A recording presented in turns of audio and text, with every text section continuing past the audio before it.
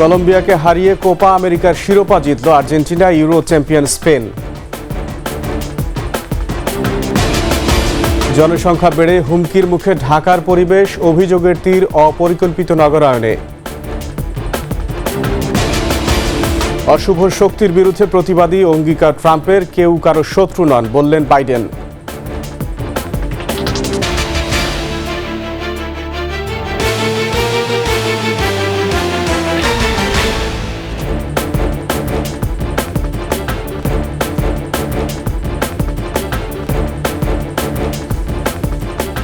শুনছিলেন first security ইসলামী bank PLC সংবাদ শিরোনাম। আমন্ত্রণ দুপুর 12টার 21 সংবাদের সাথে আছি আমি আকবর হোসেন সুমন। দর্শক, 21 টেলিভিশনের সংবাদ একই সাথে সরাসরি দেখতে পাবেন আমাদের ফেসবুক পেজ www.facebook.com/2124 অনলাইনে। জনসংখ্যা ঘনত্ব বাড়ার ফলে ঢাকার পরিবেশ হুমকির মুখে।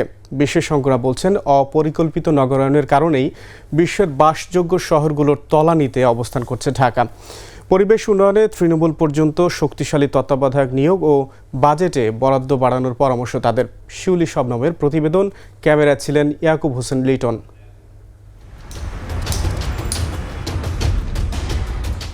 ঢাকার ঐতিহাসিক সোহরাওয়ার্দী উদ্যানে গাছ কেটে এভাবে বানানো হয়েছে কংক্রিটের জঞ্জাল। উদ্যানে নির্মাণ কাজ করা যাবে না এমন আইন থাকলেও গত কয়েক বছরে রাজধানীর বেশিরভাগ উদ্যানেই শোভা বাড়ানো ও উন্নয়নের নামে কাটা হয়েছে শত শত গাছ। বিশেষজ্ঞরা বলছেন, একটি আদর্শ শহরে 25% গাছ থাকে, ঢাকায় আছে 11%-এর কম। ঢাকার বাসিন্দারা বিশ্বের সবচেয়ে দূষিত বায়ু সেবন করছে এবং দিন দিন তাপমাত্রা বাড়ার হার ঊর্ধ্বমুখী। সেখানে এভাবে প্রতিনিয়ত গাছ কাটা হলে পরিবেশ বিপর্যয় আরও বাড়বে। উদ্যানে কিভাবে কফি হাউসের সব করে, এবং আপনি যদি সোহরাওয়ার্দী উদ্যানে হচ্ছিল যান, দেখবেন যে হচ্ছিল কত কনস্ট্রাকশন তার ভিতরে হচ্ছিল, উন্নয়নের নামে হচ্ছিল করছে। জাস্ট কিছু মানুষের উন্নয়নের জন্য পকেট ভারী করা ছাড়া আমরা এটা কিছু মনে করি না।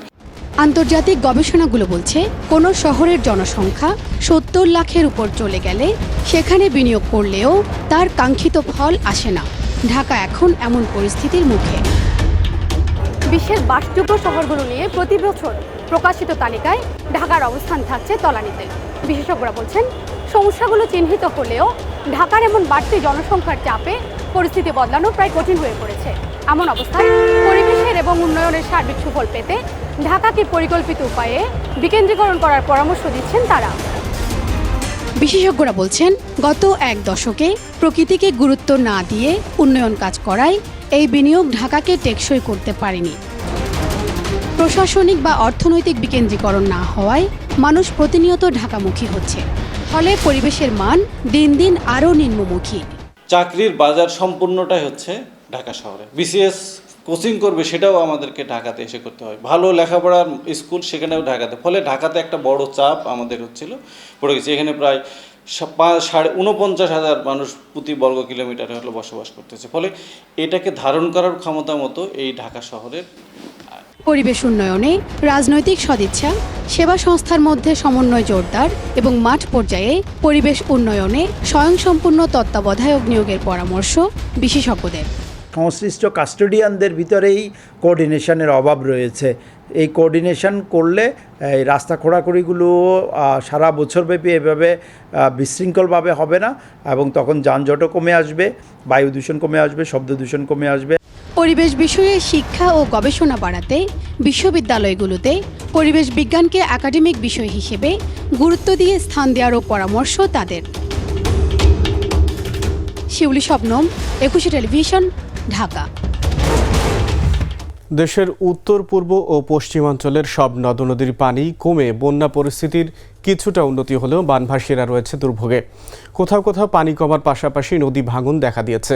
এদিকে জামালপুরে বন্যার পানিতে ডুবে মারা গেছে 6 জন। আবহাওয়া অফিস জানিয়েছে, ব্রহ্মপুত্র, যমুনা, তিস্তা, ধরলা, দুধকুমা নদীর পানি কমছে, যা আগামী 72 ঘন্টা পর্যন্ত অব্যাহত থাকতে পারে। এতে করে ওই অঞ্চলের নদ নদী সংলগ্ন জেলাগুলো নিম্নাঞ্চলের বন্যা পরিস্থিতির উন্নতি হচ্ছে। আগামী 24 ঘন্টায় মহানন্দা নদী ছাড়া দেশের উত্তর পশ্চিমাঞ্চলের নদীসমূহের পানি সমতলে হ্রাস পেতে পারে। পদ্মা নদীর পানি স্থিতিশীল থাকলেও 24 ঘন্টায় কমতে পারে। আত্রাই নদী সংলগ্ন সিরাজগঞ্জের নিম্নাঞ্চলের বন্যা পরিস্থিতির উন্নতি হতে পারে। টাঙ্গাইলে সব নদীর পানি কমতে শুরু করেছে, এতে বন্যা পরিস্থিতির কিছুটা উন্নতি হলেও বানভাসীরা রয়েছে দুর্ভোগে। বন্যার পানি কমার সাথে সাথে শুরু হয়েছে নদী ভাঙন।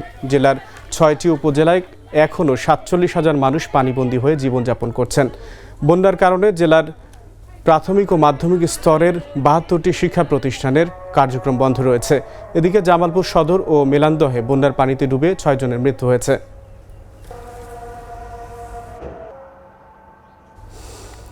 নিজেদের মতের মিল না হলেও কেউ কারো শত্রু নয় বলে জানিয়েছেন মার্কিন প্রেসিডেন্ট জো বাইডেন। জাতির উদ্দেশ্যে দেওয়া ভাষণে তিনি বলেন, সবাই প্রতিবেশী, বন্ধু, সহকর্মী। এদিকে সাবেক মার্কিন প্রেসিডেন্ট ডোনাল্ড ট্রাম্প সহ সব অশুভ শক্তির বিরুদ্ধে প্রতিবাদী থাকার অঙ্গীকার করেছেন। পাশাপাশি দলের জাতীয় সম্মেলনে অংশ নেওয়ার কথাও জানান তিনি। আজহারুল ইসলামের desk report.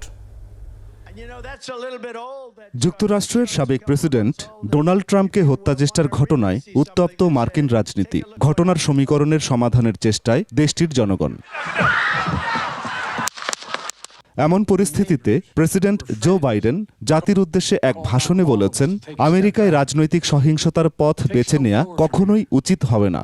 Thankfully, former Trump is not seriously injured. I spoke with him last night. I'm grateful. Biden বলেন, আমরা একে অপরের সাথে দ্বিমত পোষণ করতে পারি, কিন্তু কেউ কারো শত্রু নই। বলেন, সবাই প্রতিবেশী, বন্ধু, সহকর্মী। সবচেয়ে গুরুত্বপূর্ণ, সবাই American. But in America, we resolve our differences at the battle box.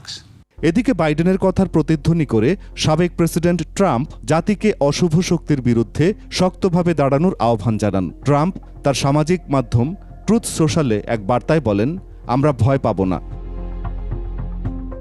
এ সপ্তাহে ট্রাম্প আনুষ্ঠানিকভাবে 5 নভেম্বরের নির্বাচনে ডেমোক্রেটিক দলের প্রার্থী বাইডেনের বিরুদ্ধে রিপাবলিকান দলের প্রেসিডেন্ট পদপ্রার্থী হিসেবে মনোনীত হবেন। বৃহস্পতিবার উইসকনসিন রাজ্যের মিলওয়াকি শহরে রিপাবলিকান ন্যাশনাল কনভেনশন থেকে জাতির উদ্দেশ্যে ভাষণের আগ্রহ প্রকাশ করেন তিনি। এর আগে যুক্তরাষ্ট্রের প্রধান তদন্তকারী সংস্থা FBI জানায়,